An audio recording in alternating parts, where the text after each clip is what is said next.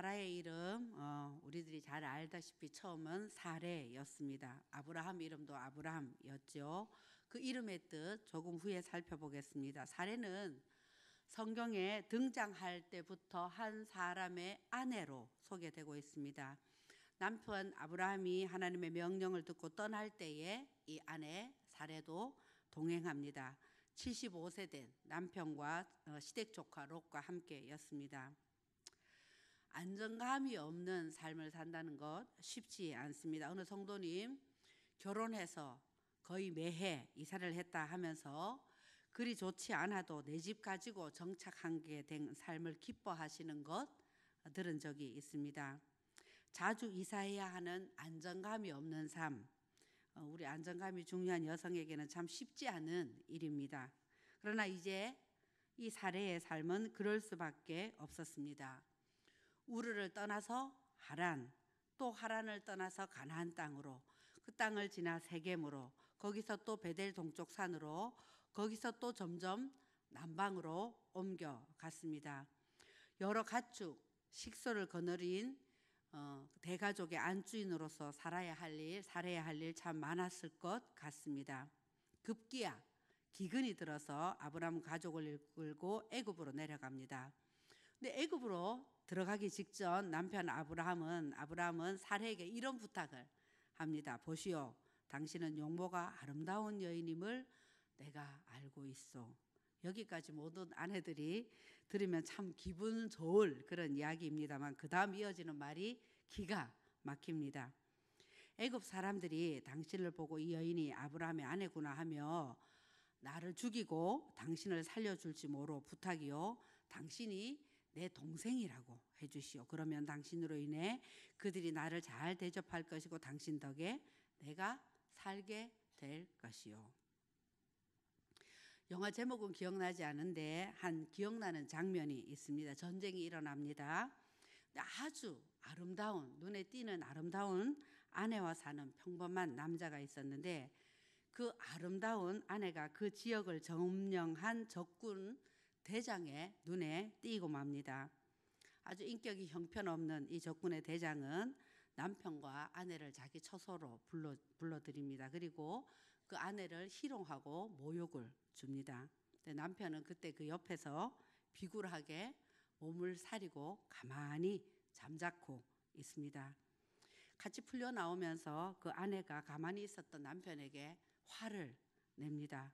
남편 꿀먹은 벙어리처럼 아내의 화도 그대로 받고 있는 그런 장면이었습니다. 아브라함에게 그런 비굴함이 느껴집니다. 그러나 어쩌겠습니까? 실제로 가깝게 느껴지는 죽음의 두려움 앞에서 사람은 그런 존재입니다. 아무도 난 안 그럴 자신 없어요.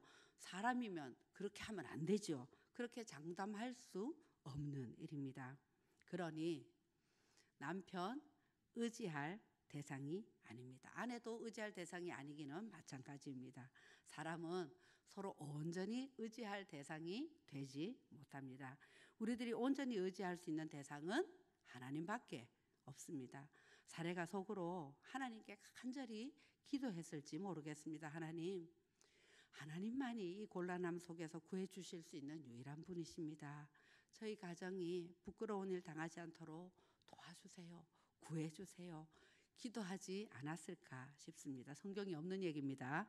하여튼 하나님이 직접 개입하셔서 바로의 궁전에까지 불려갔던 사례는 어려움 당하기 직전에 하나님께서 구출해 주십니다. 그래서 쫓겨나다시피 애굽을 떠나 또 움직입니다. 조카 롯을 독립시키고 헤브론으로 움직이죠. 큰 전쟁을 치르기도 합니다. 그리고 15장에 창세기 15장에 하나님은 아브라함에게 환상 중에 나타나셔서 이전에 말씀하셨던 그 언약을 더욱 구체화시켜 주십니다. 떠나라, 너로 큰 민족이 되게 하겠다, 너로 복의 근원이 되게 하겠다 하셨는데 어떻게 그 일을 이루실지 구체적으로 알려주십니다. 너의 몸에서 태어난 아들이 너의 상속자가 될 것이다. 하늘을 쳐다보아라. 저 별들 보이지? 저 별들을 셀 수 있으면 세어보아라. 너의 자손이 저 별들처럼 많아질 것이다. 아브라함이 아브라함이 아멘, 아멘 합니다. 성경이 이렇게 말합니다. 아브라함이 하나님을 믿으니 하나님께서 아브라함의 그런 믿음을 의로 여기셨다. 그리고 바로 놀라운 세일이 일어났으면 얼마나 좋았겠습니까마는 실상 아무런 변화가 없습니다. 달라지는 것이 없습니다. 귀에 들려진 약속의 말씀만 있을 뿐입니다. 어제나 오늘이나 지난달이나 이번 달이나 작년이나 올해나 그대로입니다. 아브라함도 사례도 그대로입니다. 그저 시간만 지나갑니다. 참 답답하고 막막한 시간입니다. 우리가 신앙생활을 하다 보면 그런 시간이 있습니다. 공동체 안에서 서로 위로하고 격려가 필요한 시간입니다.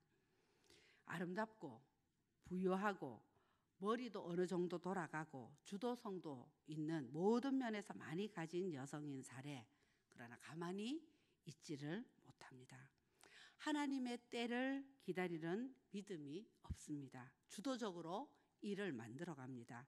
사례가 떠오르는 그 생각, 자기에게 떠오르는 그 생각을 구체화시킵니다. 하갈이라고 하는 애굽 요정을 생각해내고 그 요정을 일종의 시바지처럼 남편에게 붙여줄 생각을 합니다. 그리고 그 자기 생각을 밀어붙이려고 남편을 조종합니다. 조정과 조종 다르지요. 우리가 학경 3 성경 공부를 할 때 하나님의 뜻에 나를 맞추는 것, 조정, 스패너 기억나십니까? 스패너로 나를 조정해야 한다. 그렇게 배웠습니다. 조정은 어떤 일을 바르게 잡는 것입니다. 하나님의 뜻에 맞게 나를 조정해서 바르게 잡는 것입니다. 그러나 조종은 완전히 반대입니다. 자기 뜻을 이루기 위해서 다른 사람을 자기 생각대로 다루어 부리는 것입니다. 사례는 아브라함을 조종합니다.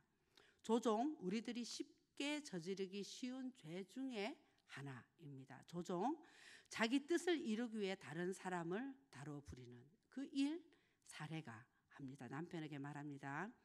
하나님께서, 여기 하나님까지 들먹입니다. 하나님께서 나에게 아기를 가지게 못하게 하시니 당신은 나의 여종과 동침하십시오. 하갈의 몸을 빌려서 집안의 대를 이어갈 수 있기를 바랍니다. 이것은 하나님의 뜻이 아닙니다. 하나님이 그리고 계시는 그림과는 거리가 먼 일입니다.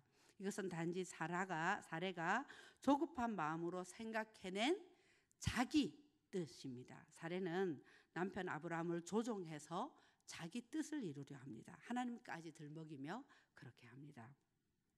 보면 아이들이 울어서 할머니를 조종하기도 하고 또 우리 어른들은 이런저런 핑계로 자녀들을 조종하기도 합니다. 성도님들이 다른 사람들을 들먹이면서 교역자들을 조종하라 할 때도 있고 교역자가 하나님을 들먹이며 성도님을 조종하려 들 수도 있습니다. 그러면 안 되지만 그럴 수도 있습니다. 누군가가 나를 조종하며 자기 뜻을 이루려 할 때 우리가 그래서 분별하는 것이 필요합니다. 자세히 정확히 듣고 결정하기 전에 하나님을 뜻을 묻는 태도가 필요합니다. 또 조급하게 결정하려고 할 때 우리 실수할 수 있습니다.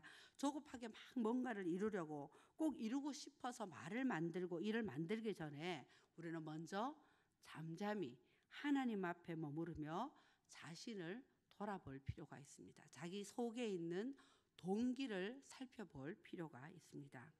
아쉽게도 사례는 아브라함을 조종하고 아브라함은 사례에게 조종당합니다. 분별 없이 사례의 말을 따릅니다. 아내를 사랑해서인지 아니면 아내가 무서워서인지 약속을 기다리기 지쳐서인지 아니면 다 귀찮아서인지 모르겠지만 아브라함은 사례의 말을 따릅니다. 사례는 남편을 조종하는 일에 성공합니다. 당시 잠시 사례의 기분이 좋았을 수는 있지만 결과적으로 보면 대참사입니다. 본토 친척 아비 집을 떠난 지 10년이 지난 시점에 일어난 일입니다. 사례가 남편을 조종하여 이룬 자기 뜻은 곧 자기 눈을 찌른 격이 됩니다. 여종 하갈이 사레가 원했던 대로 임신을 한 것까지는 잘된 일인데 하갈 그리 착하고 고분고분한 여성이 아닙니다. 그 안주인의 그 여종이다 싶을 정도입니다.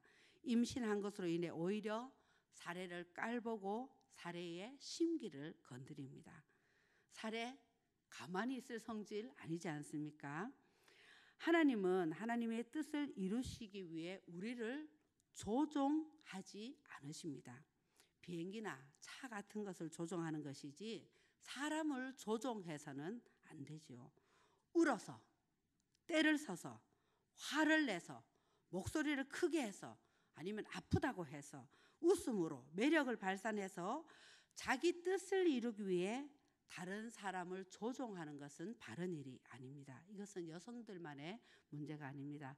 조종에 성공함으로 하나님께 범죄한 인물을 꼽으라면 다윗 꼽을 수 있죠.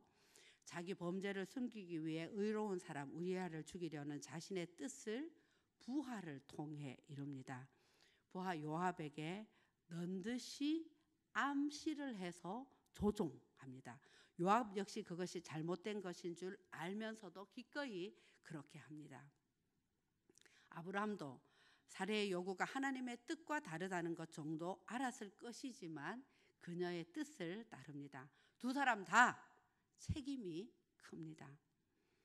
조종하려는 나의 욕심, 조급함을 하나님 앞에 우리가 내려놓아야 하고 조종당하지 않는 분별력 필요하고 또 사람을 두려워하지 않는 담대함 필요합니다.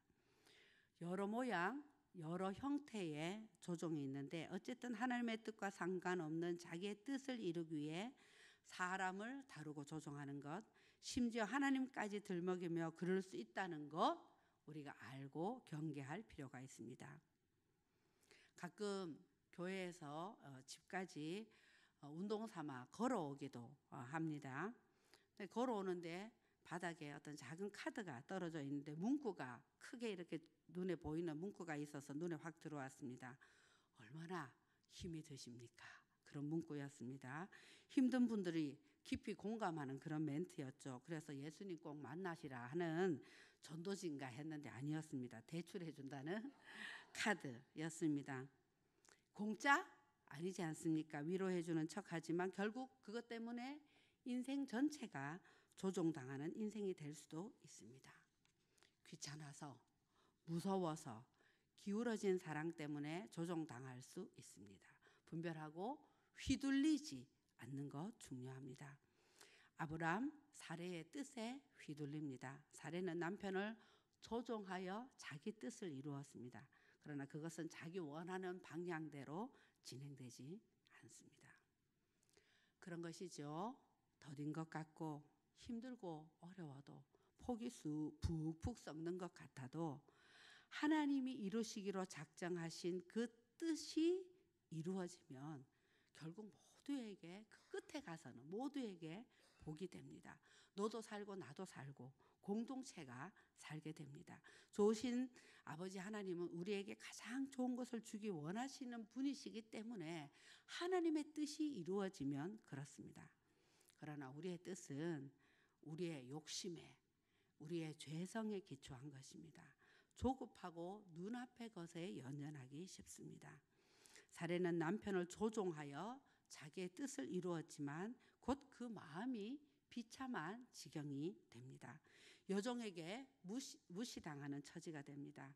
사레 또 성질대로 합니다. 남편 탓을 합니다. 또다시 남편 아브람을 조종하여서 자기 뜻을 이루려 합니다. 내가 받는 이 고통 당신이 책임져야 합니다. 나의 종을 당신 품에 안겨주었더니 그 종이 자신이 임신한 것을 알고 나를 멸시합니다. 하나님께서 또 하나님을 들먹입니다. 당신과 나 사이를 판단하여 주시면 좋겠습니다. 이때 아브람 어떻게 해야겠습니까? 사레에 등짝을 탁 쳐주면서 정신 차리라고, 세상 그렇게 마음먹은 대로 마음대로 살면 되겠냐고, 우리가 하갈을 잘 타이르고 이 일에 하나님께 도움을 구하자고 그렇게 해야 할 것 같은데 그렇게 하지 않습니다. 힘없이 이렇게 말하는 것이 고작입니다. 여보, 당신의 종이니 당신 마음대로 할 수 있지 않소. 당신 좋을 대로 그에게 하기를 바라오. 성경을 보면 그리 아름답지 않은 이야기가 이어집니다. 사례가 남편의 아기를 임신한 여종 하갈을 학대합니다. 가진 힘을 남용합니다. 하갈도 선을 넘었지만 사례도 선을 넘습니다. 애굽의 여종 하갈도 만만치 않습니다. 당장 내일 길에서 죽을지도 모르는데 사례 학대를 피해서 도망칩니다. 하나님 또 개입하셔서 정리해 주십니다. 주님의 천사가 이 하갈을 설득해서 하갈이 돌아와 아들 이스마엘을 낳도록 해주십니다. 아브람 86세 때의 일입니다. 그 다음 13년 세월에 대해서 성경은 침묵합니다. 그리고 하나님의 때가 임박해 옵니다. 부리에 우리가 물을 얹어 놓았을 때 물이 그냥 가만히 있는 것 같다가 어느 순간 막 끓기 시작하지 않습니까? 근데 이제 막 끓어오르기 직전이 된 것 같습니다. 아브라함이 99세 되었을 때에 하나님께서 다시 약속을 확인시켜 주시고 이름을 바꾸어 주십니다. 한 집안의 아버지 아브람에서 많은 나라, 열국의 아버지란 뜻의 아브라함으로 한 집안의 어머니 사레에서 많은 나라, 열국의 어머니 사라로 그 이름을 바꾸어 주십니다. 때가 이르러 가고 있습니다. 하나님이 아브라함에게 이렇게 말씀하십니다. 내가 너의 아내에게 복을 주어 너에게 아들을 낳아주게 하겠다. 내가 너의 아내에게 복을 주어 여러 민족의 어머니가 되게 하고 백성을 다스리는 왕들이 그에게서 나오게 하겠다. 아브라함, 하나님 그렇게 놀라운 일을 이제 이루어 주신다 하시니 감사합니다. 그 일을 이루실 수 있는 분은 하나님 한 분밖에 안 계십니다. 하나님 감사합니다 해야 할 것 같은데 이때 아브라함 믿음이 후퇴한 것처럼 보입니다. 믿음 다 까먹은 것 같습니다. 하나님 이렇게 놀라운 말씀을 하시는데 얼굴을 땅에 대고 엎드려 웃으며 혼자 말을 합니다. 나이 100살 된 남자가 아이를 낳는다고 또 90살이나 되는 사례가 아이를 낳을 수 있을까? 그리고는 하나님께 말합니다. 이스마엘이나 하나님께서 주시는 복 받으며 살기를 원합니다. 하나님 유머 감각이 참 탁월하신 분이십니다. 하나님 말씀하시는데 아브라함이 쿡쿡 웃었다고 확실하게 태어날 그 아기 이름을 웃음이라고 미리 이름까지 지어주십니다. 이제 아브라함 하나님의 약속을 받을 준비를 합니다. 아브라함과 이스마엘 그리고 그 집안의 모든 남자 이방에서 돈으로 사온 자까지 모두 할례를 받습니다. 몸과 마음을 정결하게 합니다. 점점 하나님의 때가 임박해 오고 있습니다. 아브라함이 한창 더운 대낮에 마므레의 상수리 나무 곁에 자기 장막에 앉아 있습니다. 근데 심상치 않아 보이는 나그네 세 사람이 지나가는 것을 보죠. 적극 권하여서 발을 씻게 하고 쉬도록 합니다. 아브라함 늘 나그네 대접하는 것을 즐겁기 때문에 자연스럽게 그렇게 한 것으로 보입니다. 장막 안으로 뛰어들어가서 사라에게 말합니다. 빨리 빵 좀 구우시오. 사라도 마찬가지입니다. 갑자기 온 손님 환대하는 일에 익숙했겠지요. 사라가 빵을 구울 동안 아브라함은 기름진 좋은 송아지 한 마리를 끌어다가 하인에게 주어서 잡아 요리하게 합니다. 부부가 열심히 움직입니다. 준비된 요리로 식탁을 차리고 나그네들이 식사하는 동안 성경에 보면 아브라함은 옆에 서서 시중을 듭니다. 이때 사라는 장막 안에 있습니다. 어떻게 알 수 있는가 하면 성경에 나그네들이 식사하면서 아브라함에게 사라는 어디 있느냐 묻는 장면이 나옵니다. 이때 아브라함이 장막 안에 있다 그렇게 대답을 합니다. 사라 호기심도 참 여성인 것으로 보입니다. 급하게 남편의 요청에 응해서 빵을 구워주고는 장막 안에서 나그네들과 남편이 하는 대화에 귀를 기울이고 있는 것으로 보아서 그렇습니다. 참 호기심이 많은 것이죠. 나그네 중 한 사람이 이렇게 말합니다. 아브라함에게 하는 말이죠. 다음에 이맘때에 내가 반드시 너를 다시 찾아오겠다. 그때에 너의 아내 사라에게 아들이 있을 것이다. 장막 어귀에서 사라가 이 말을 듣습니다. 나는 기력이 다 쇠진하였고 나의 남편도 늙었는데 어찌 나에게 그런 즐거운 일이 있으랴. 속으로 웃으면서 중얼거립니다. 그것은 너무 꿈 같은 일이라 그저 웃음밖에 나오지 않습니다. 나그네의 정체가 드러납니다. 하나님이셨던 것이죠. 하나님이 아브라함에게 말씀하십니다. 어찌하여 사라가 웃으면서 이 늙은 나이에 내가 어찌 아들을 낳으려 하느냐. 내가 할 수 없는 일이 있느냐. 세기를 박으십니다. 다음에 이맘때에 내가 다시 너를 찾아오겠다. 그때에 사라에게 아들이 있을 것이다. 듣고 있던 사라 두려워서 거짓말을 하면서 그 대화에 끼어듭니다. 저 안 웃었습니다. 저 안 웃었습니다. 가만히라도 있었으면 얼마나 좋았겠습니까? 도둑이 제발 흐린다고 불쑥 거짓말을 내뱉습니다. 하나님 겉과 속이 다른 분이 아니십니다. 민망할까봐 그런 척하고 넘어가 주시지도 않습니다. 직면하게 하십니다. 사라에게 말씀하십니다. 아니다, 너는 웃었다 말씀하십니다. 사라로서는 입이 딱 붙을 수밖에 없습니다. 많이 부끄러웠겠지만 다시 그런 거짓말을 하지 않을 좋은 교훈이 되었을 것입니다. 아브라함과 사라와 아브라함 여전히 열국의 아버지, 열국의 어머니로 불리기에 많이 부족해 보입니다. 게다가 이 일 후에 그랄이란 지역에서 지난번 애굽에서와 비슷한 일이 또 일어납니다. 아브라함 속에 그 두려움이 여전히 해결되지 않았음을 이 사건은 보여주고 있습니다. 사람 속에 있는 두려움, 참 본드처럼 들러붙어 있는 것이구나 하는 생각이 듭니다. 하나님 또 직접 개입하셔서 이 사건도 해결해 주십니다. 아브라함과 사라, 열국의 아버지, 열국의 어머니가 된 것은 결국 그들이 잘나서가 아니라 그들이 뭔가 좀 잘해서가 아니라 그들을 부르신 하나님께서 이들을 통해 그 일을 하시려고 작정하시고 하나님께서 책임져 주셨기 때문에 가능한 일이었구나 알 수 있는 대목입니다. 드디어 하나님 말씀하신 대로 사라가 임신합니다. 이삭이 태어납니다. 사라는 스스로 이렇게 말합니다. 하나님께서 나에게 웃음을 주셨구나. 나와 같은 늙은이가 아들을 낳았다고 하면 듣는 사람마다 나처럼 웃지 않을 수가 없겠지. 사라가 자식에게 젖을 물게 될 것이라고 누가 아브라함에게 말을 엄두나 내었느냐. 그러나 내가 지금 늙은 아브라함에게 아들을 낳아주지 않았느냐. 아이의 이름이 웃음일 수밖에 없습니다.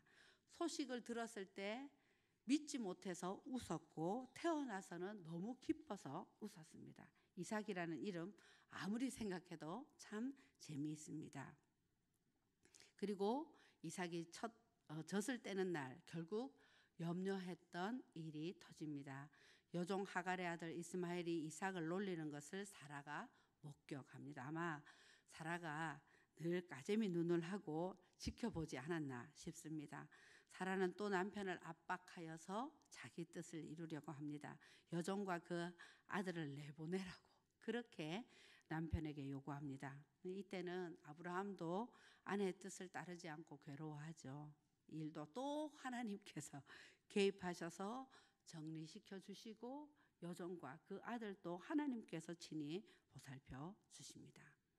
그렇게 하고 이삭이 태어난 지 37년이 지났을 때 사라는 죽음을 맞이합니다. 성경 속에서 여성의 죽은 나이를 정확히 이렇게 기록한 사람은 사라밖에 없습니다.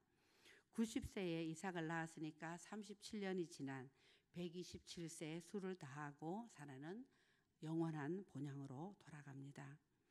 그 세월 직접 낳은 아이를 키우면서 사라는 진정한 의미에서 열국의 어머니가 되어 갔겠지요. 아브라함이 하나님의 명령에 따라 이삭을 바치려 할 때 사라도 어느 정도는 눈치채지 않았을까, 저는 그런 생각이 듭니다.